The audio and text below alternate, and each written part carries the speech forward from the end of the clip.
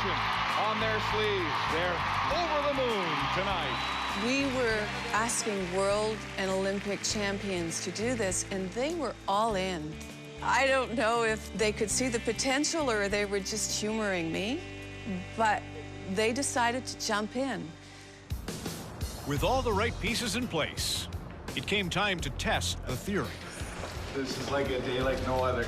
We were so caught up in the production for the months leading in and casting, but we still didn't know whether this was going to be a disaster or not. And so we thought, okay, well, let's get them all in Toronto and see what happens. Hockey icon, enforcers, goal scorers, Canadian legends, and now figure skaters.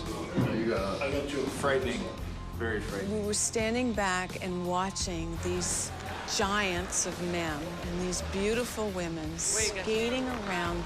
They were just laughing, having fun. And this was still in hockey skates. This was just at the beginning, and we could see the electricity. I'm gonna stand here for a while. It's safer. Much safer. Those guys are big. I was amazed just how effortless their stride was and how everything just came so easy to them. And I always go back to one of my former teammates, Scott Niedermayer, maybe the greatest skater ever in the game. He took figure skating as a kid, and now it all started to come together. He took figure skating, and I missed the boat. And all the girls are so good, it's sick. They're all great teachers. So. When the girls do something, they show us something, it looks so easy. But when you look at this, all the sacrifice they did to be the top in the world, wow. These men knew how to skate. I think it'd be scary to do a show where you're skating with a celebrity that has never skated before, but these guys have skated their whole lives. It's just on different blades. You maybe follow him. We all kind of went, you know what? We might be onto something. Go get them. Good luck. And then they put on their figure skates.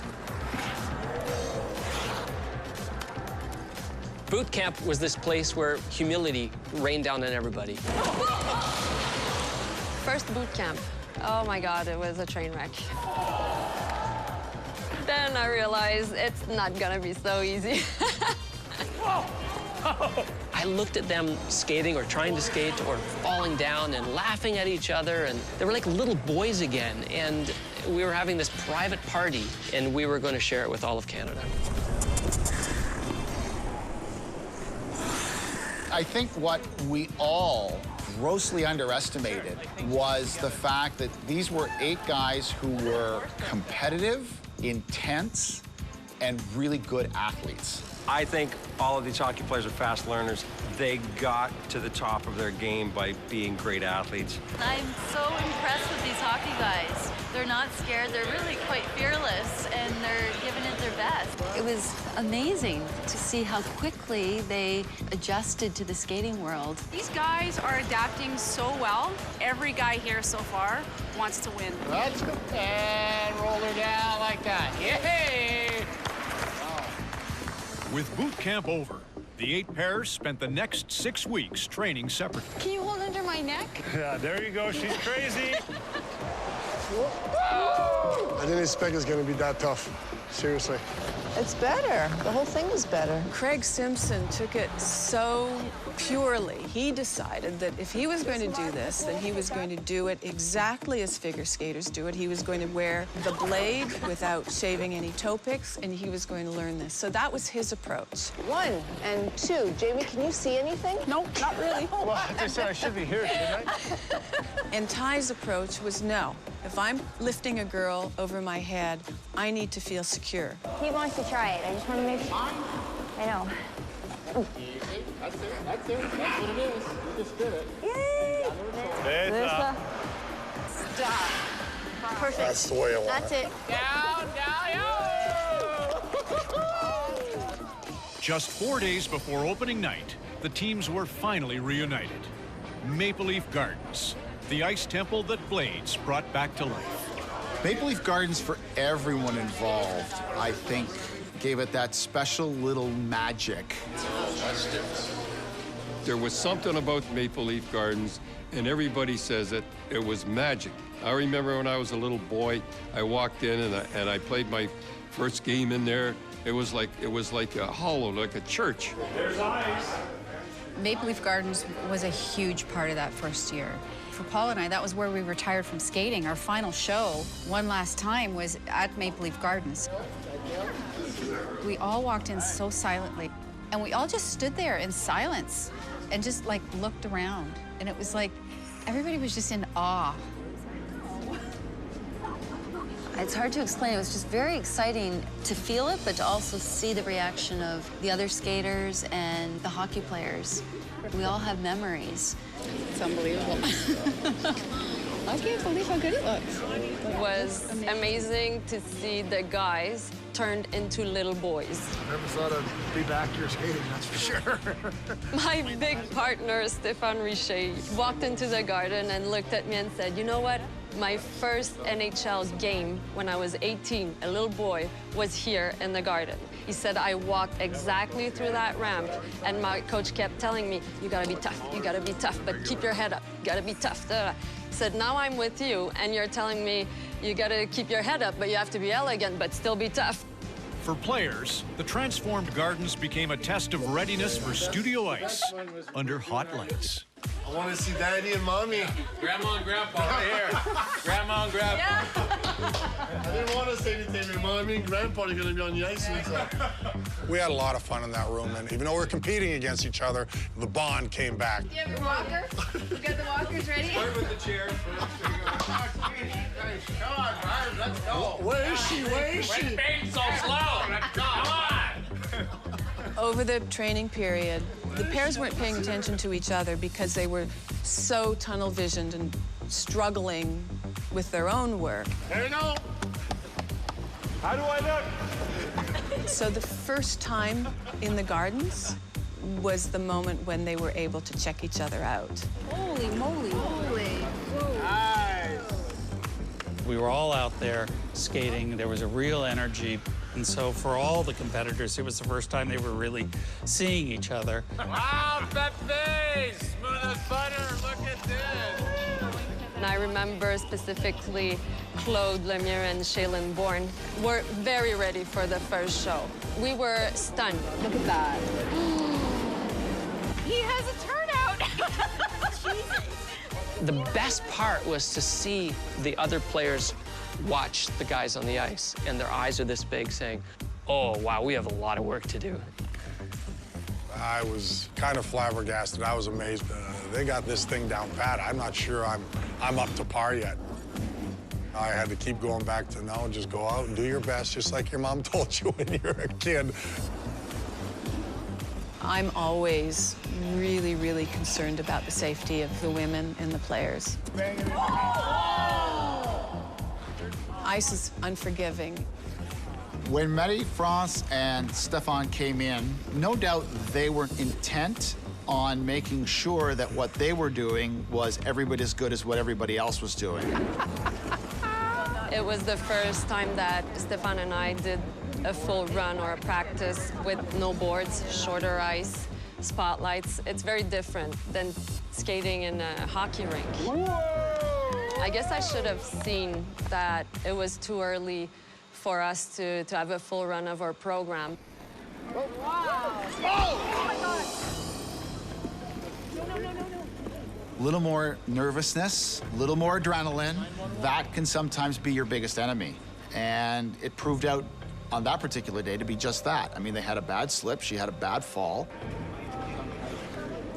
We actually performed a sort of a head-down maneuver that was supposed to be a little flip over, something that's not too hard.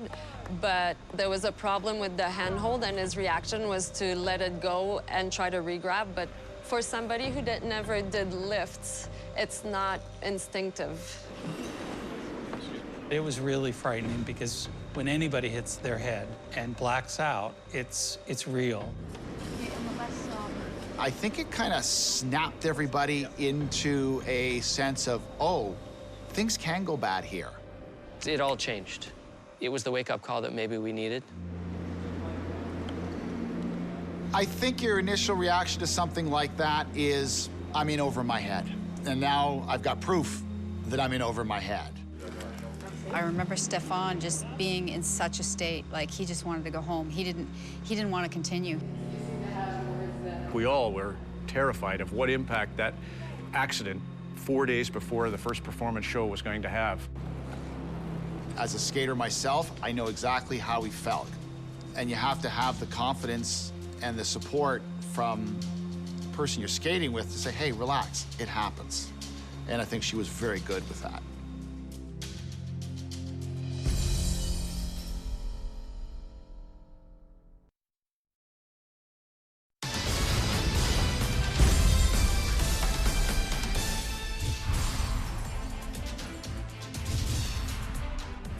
What Marie-France has brought to Battle of the Blades has been a passion and a grace. These big brutes of hockey players completely transform in her arms. Dandino, shoot, scores! Matthew Dandino, 3 Stanley Cups with the Detroit Red Wings. If I could summarize, Detroit used to have a line in their dressing room that I think epitomizes Matthew Dandino, and that was, beware the fury of the patient man.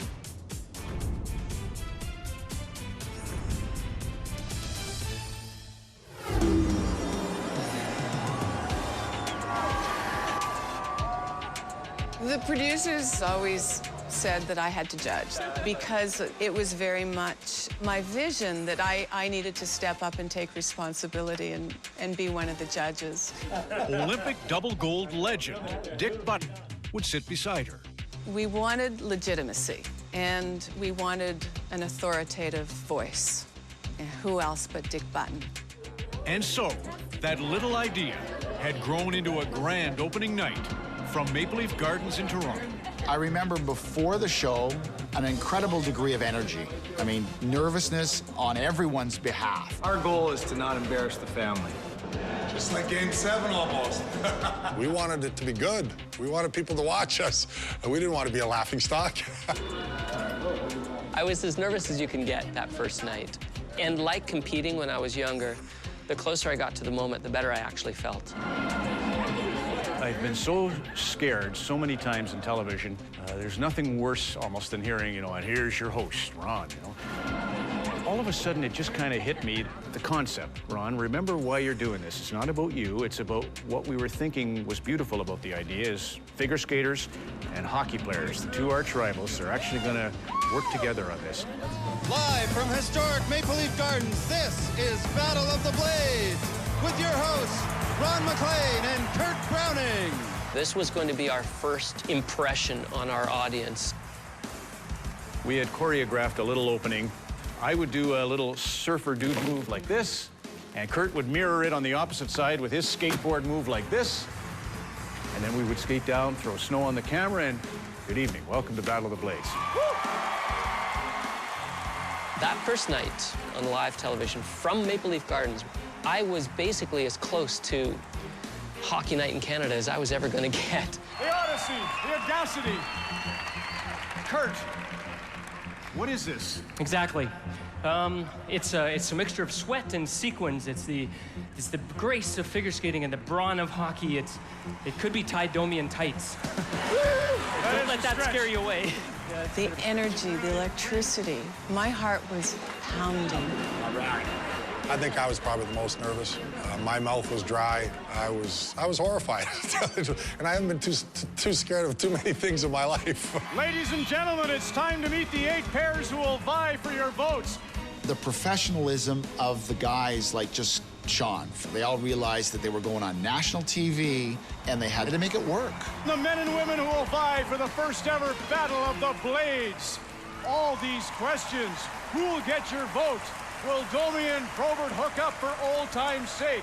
Every sweet has its sour, every evil its good. Oh my goodness, would you stop it?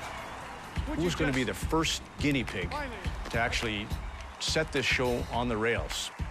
And we knew if we could just get that first couple to hit the ice and skate clean, maybe not spectacularly, just safe, we'd be on our way. And they picked Shaylin Bourne and Claude Lemieux. Shay is a force, and she met her match in Claude. The 2 of them had such chemistry right from the beginning, and we just felt that in-your-face power was the way to start the show. So we put them up first. It's a big deal, and I could feel his excitement, but I could feel his nerves.